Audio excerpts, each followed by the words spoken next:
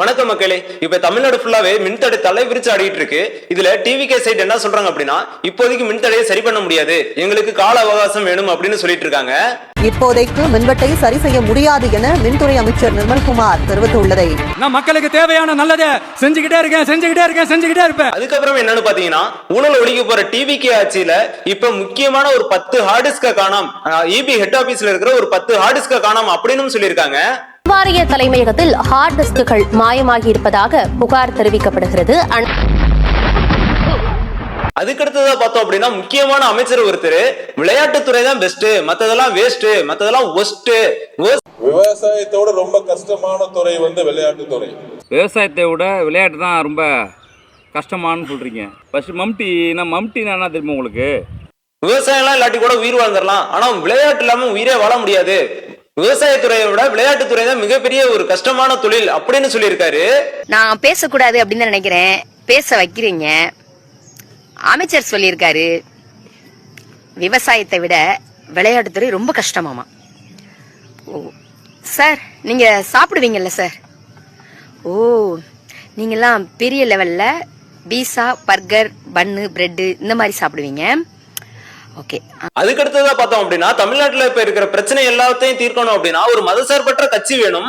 அந்த மதசார்பற்ற கட்சியை உருவாக்கணும் அப்படின்னா தமிழ்நாட்டுல ஒரு கட்சி, புதிய கட்சியை உருவாக்கணும் அப்படிங்கிற மாதிரி ஒரு தகவல் வெளிவந்திருக்கு.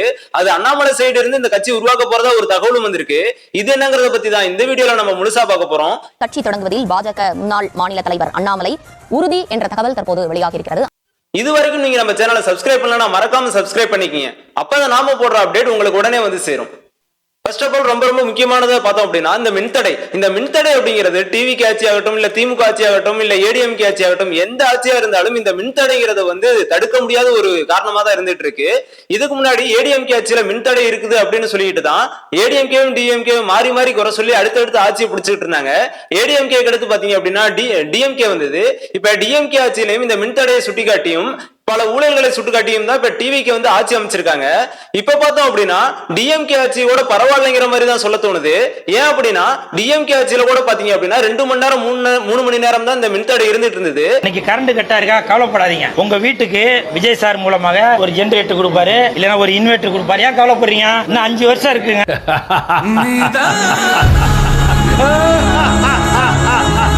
சென்னை அப்படிங்கிற பெரும்பாலான நகரங்கள்ல பார்த்தோம் அப்படின்னா இந்த மின்தடை இப்ப 2 மணி நேரங்கிறது ஒரு நாள் 24 மணி நேரம் அப்படிங்கிற மாதிரி தான் போய்கிட்டு இருக்கு. இப்ப சொல்ல போனோம் அப்படின்னா டிஎம்கேவோட டிவிக்கு ரொம்ப ஒஸ்ட் அப்படின்னு தான் சொல்ல தோணுது. நாங்க ஆட்சிக்கு வந்தா ஊழலை ஒழிப்போம் அப்படின்னு சொல்லிட்டு இருந்தாங்க. அதே சமயத்துல பார்த்தோம் அப்படின்னா இப்ப முக்கியமான ஒரு 10 ஹார்ட் டிஸ்க காணோம். அந்த 10 ஹார்ட் டிஸ்க்ல முக்கியமான டேட்டாஸ் எல்லாம் இருக்கு அப்படிங்கிற மாதிரி சொல்லிட்டு இருக்காங்க. இந்த டேட்டாஸ்ல தான் இதுக்கு முன்னாடி யாரெல்லாம் தப்பு பண்ணுனாங்க, அதுல என்னென்ன கொள்ளையடிச்சிருக்காங்க அப்படி ஒரு டேட்டாஸும் இருக்குங்கிற மாதிரி தான் சொல்லிட்டு இருக்காங்க. ஜப்பான்காரன் என்னென்னமோ கண்டுபிடிக்கிறான், நான் எதை கண்டுபிடிச்சிட்டு வந்திருக்குது. ஒருவேளை அந்த ஹார்ட் டிஸ்க் டிஎம்கே சைட்ல இருந்து எடுத்துட்டாங்க, டிஎம்கே சைட்ல இருந்து அதை களவாண்டாங்க அப்படின்னா முக்கியமான கவர்மெண்ட் ஆபீஸ்ல சிசிடிவி கேமரா இருக்கும். அந்த சிசிடிவி கேமரால அது யாரு எடுத்தாங்க அப்படிங்கிற அந்த ஃபுட்டேஜ் அதுல ரெக்கார்ட் ஆயிருக்குமா ஆயிருக்காதா அப்படிங்கிற ஒரு கேள்வியும் எங்களுக்கு எழ தோணுது. உனக்கு பாரு பாயிண்ட் மேல பாயிண்ட் கிடைக்குது. ஆமாண்டா. இதே நேரத்துல மின்சாரத்துறை அமைச்சர் என்ன சொல்லியிருக்காரு அப்படின்னா, இது நாங்க ஆட்சிக்கு 1 மாசம் தான் ஆகுது, ஒரு சில மாசத்துல எப்படி இந்த மின்வெட்டை சரி பண்ண முடியும், எங்களுக்கு இன்னும் கால அவகாசம் வேணும் அப்படின்னு சொல்லியிருக்காரு. இப்ப நாங்க என்ன கேட்கிறோம் அப்படின்னா, இதுக்கு முன்னாடி இருந்த ஒரு சீர்திருத்தம் பண்ணணும் அப்படின்னா நம்ம கால அவகாசம் கேட்கலாம். இதுக்கு முன்னாடி இருந்த 2 லட்சம் கோடி கடன்ல இருக்கு, மின்சாரத்துறை கடன்ல இருக்குன்னு சொல்லியிருந்தாரு. இந்த 2 லட்சம் கோடி கடனை நாங்க சரி பண்றதுக்கு எங்களுக்கு ஒரு 6 மாசம் கால அவகாசம் வேணும், இல்ல 2 வருஷம் கால அவகாசம் வேணும் அப்படின்னா ஓகே, பரவாயில்ல, எடுத்துக்கலாம்.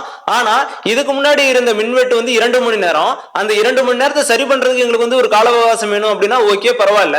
ஆனா இப்ப இருக்கிற மின்வெட்டு பாத்தீங்க அப்படின்னா 24 மணி நேரம், 2 நாள், 3 நாள் இந்த மாதிரி தான் நீடிச்சுக்கிட்டு இருக்கு. இதுக்கு எதுக்கு கால அவகாசம்? இதுல என்ன ஊழல் நடக்குது அப்படிங்கறத இப்ப எங்களுக்கு ஒரு மிகப்பெரிய கேள்வியாவும் இருக்கு. எதை செஞ்சாலும் சம்திங் டிஃபரண்டா இருக்கணும். இப்ப மின்சாரத்துறை அமைச்சர் நிர்மல்குமார் என்ன சொல்லியிருக்காரு அப்படின்னா, இங்க 2.5 லட்சம் கோடி கடன் இருக்கு, 1.5 லட்சம் ஊழியர்கள் வேலை பார்க்கிற இடத்துல இப்ப 70,000 ஊழியர்கள் தான் இருக்காங்க, எங்களுக்கு இதெல்லாம் கால அவகாசம் வேணும் அப்படின்னு சொல்லியிருக்காங்க. சரி, இதுக்கெல்லாம் கால அவகாசம் எடுத்துக்கலாம். ஆனா இதுக்கு முன்னாடி இருந்த அந்த பவர் சப்ளைவை ஏன் நம்மளால கொடுக்க முடியல அப்படிங்கிற ஒரு கேள்வியும் இருக்கு. ஏன் அப்படின்னா இதே 2.5 லட்சம் கோடி இதுக்கு முன்னாடி இருந்த ஆட்சியிலையும் கடன் இருந்தது. இதே 70,000 ஊழியர்கள் மட்டும்தான் இதுக்கு முன்னாடி இருந்த ஆட்சியிலையும் பணியாற்றினாங்க. அப்போதைக்கு 2 மணி நேரம் மட்டும்தான் மின்தடை, மற்ற நேரம் எல்லாம் சரமாரியாக கரெக்டா மின்சாரம் போயிட்டு இருந்தது. இதே ஊழியர்களையும் இதே கடனையும் வைத்துக்கொண்டு இதுக்கு முன்னாடி இருந்த ஆட்சி வந்து நமக்கு மின்சாரம் கொடுத்தாங்க. ஆனா இப்ப இருக்கிற இந்த டிவிக்கு ஆட்சியில வந்து ஏன் நம்மளால கரெக்டா மின்சாரம் நமக்கு கொடுக்க முடியல அப்படிங்கிற ஒரு கேள்வியும் இருக்கு. இதுல இவங்களுக்கு சரியான நிர்வாகத்தன்மை இல்லையா, இல்ல இவங்க இதுல ஏதாவது ஊழல் பண்றாங்களா அப்படிங்கிற ஒரு கேள்வியும் நமக்கு எல்லாம் தோணுது. 2.5 லட்சம் கோடி ரூபாய் கடன் இருக்கு. அதை போக 1,40,000 பேர் வேலை பார்க்க வேண்டிய இடத்துல 70,000 பேர் தான் வேலை பார்க்கறாங்க. 50% ஆட்களே இல்லை. மின்வாரிய அலுவலகத்தை பொதுமக்கள் முற்றுகையிட்டதால் பரபரப்பு ஏற்பட்டது. அதுக்கடுத்ததா பார்த்தோம் அப்படின்னா விவசாயத்தை விட விளையாட்டுத்துறை தான் ரொம்ப கஷ்டம் அப்படின்னு ஒரு அமைச்சர் வந்து ஒருத்தர் பேசியிருக்காரு. அவர் யாருன்னு நான் சொல்லணுங்கிற அவசியம் கிடையாது, அது உங்களுக்கு எல்லாத்துக்குமே தெரியும். இந்த மாதிரியான சர்ச்சை பேச்சு வந்து மிகப்பெரிய தாக்கத்தை தான் தமிழ்நாட்டில் ஏற்படுத்தியிருக்குன்னே சொல்ல தோணும். ஏன் அப்படின்னா நமக்கு சோறு போடுற ஒவ்வொரு விவசாயமும் ரொம்ப ரொம்ப கஷ்டப்பட்டு தான் நமக்கு வந்து சோறு கொடுக்குறாங்க. அவங்க பண்ற ஒவ்வொரு விவசாயமும் நம்ம பொருளாதாரத்தை சார்ந்துதான் இருக்கு. தற்சார்பு பொருளாதாரம் அப்படின்னாலே விவசாயம் தான். அப்படிக்குள்ள இருக்கலாம்ல. அதாவது நேரத்துக்கு தகுந்த மாதிரி பேசுவாங்கன்னு சொல்றாங்களே, அது இதுதானா? விவசாயிகள் ஒன்றுபட்டால் உண்டு வாழ்வு அப்படின்னு சொல்லுவோம். நாம இப்ப எடுக்கிற முடிவு தான் நமக்கு வந்து நம்மளோட விவசாயத்தை காப்பாற்றணும். அப்படின்னா எல்லாருமே ஒண்ணு சேரணும். அந்த தற்சார்பு பொருளாதாரம் வந்து ரொம்ப ஈஸி. அந்த நமக்கு சோறு போடுற அந்த விவசாயம் வந்து ரொம்ப ஈஸி.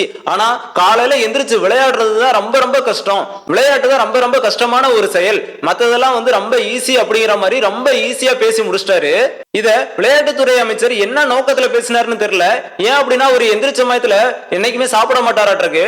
காலையில பசிச்சதுன்னா விளையாட்டுக்குவாரு, மதியம் பசிச்சதுன்னா விளையாட்டுக்குவாரு, நைட்டு பசிச்சதுன்னா விளையாட்டுக்குவாரு. அவர் இது வரைக்கும் வாழ்க்கையில ஒரு பருக்க கூட சாப்பிட்டது இல்லைன்னு தான் நான் நினைக்கிறேன். அதுக்கடுத்ததா பார்த்தோம் அப்படின்னா நம்ம அண்ணாமலை அவர்கள் இளைஞர்களுக்கு வந்து அரசியலை தெரியப்படுத்தணும், இளைஞர்களுக்கு வந்து அரசியல் புரிதல் இல்ல, இளைஞர்கள் வந்து அரசியலை கத்துக்கணும் அப்படின்னு ஒரு மதசார்பற்ற அரசியல் கட்சியை இங்க வந்து உருவாக்கணுங்கிற மாதிரி தான் பேசிட்டு இருக்காங்க. இது இன்னும் அதிகாரப்பூர்வமா வெளியே வராட்டியும், அவர் இன்னும் பிஜேபி விட்டு வெளியே வராட்டியும் இது வந்து ஒரு தமிழ்நாட்டில் ஒரு தாக்கத்தை ஏற்படுத்தி இருக்குன்னு தான் சொல்லணும். இளைஞர் மத்தியில மிகப்பெரிய தாக்கத்தை ஏற்படுத்தி இருக்குன்னு தான் சொல்லணும். ஏன் அப்படின்னா சென்னை, கோயம்புத்தூர் இந்த மாதிரி பெரும்பாலான நகரங்கள்ல அண்ணாமலையோட பிறந்த நாளுக்கு தலைவாவா, பதவியேற்கவா, தலைமையேற்கவா அப்படிங்கிற மாதிரியான போஸ்டர்கள் ரொம்ப பரவலா பரவிக்கிட்டு இருக்கு. இதுவும் இளைஞர்களால ஒட்டப்பட்ட ஒரு போஸ்டர்னே நம்மளால சொல்ல முடியும். ஒருவேளை அண்ணாமலை அவர்கள் அரசியலுக்கு வந்தாங்க அப்படின்னா தமிழ்நாட்டு அரசியல்ல மிகப்பெரிய தாக்கத்தை தான் ஏற்படுத்தும். இதுவரைக்கும் பார்த்ததுல தமிழ்நாட்டோட அரசியல் எப்படி போயிட்டு இருக்கு, இதுக்கு அடுத்து வரப்போற தமிழ்நாட்டோட அரசியல் எப்படி இருக்கலாம் அப்படிங்கிற உங்களுடைய கருத்துக்களை மறக்காம கமெண்ட்ல சொல்லுங்க. இதுவரைக்கும் நீங்க நம்ம சேனலை சப்ஸ்கிரைப் பண்ணலன்னா மறக்காம சப்ஸ்கிரைப் பண்ணிக்கங்க. இது மாதிரியான சுவாரஸ்யமான அப்டேட் அடுத்த வீடியோல பார்ப்போம். டாடா, பாய் பாய், வாழ்க தமிழ்.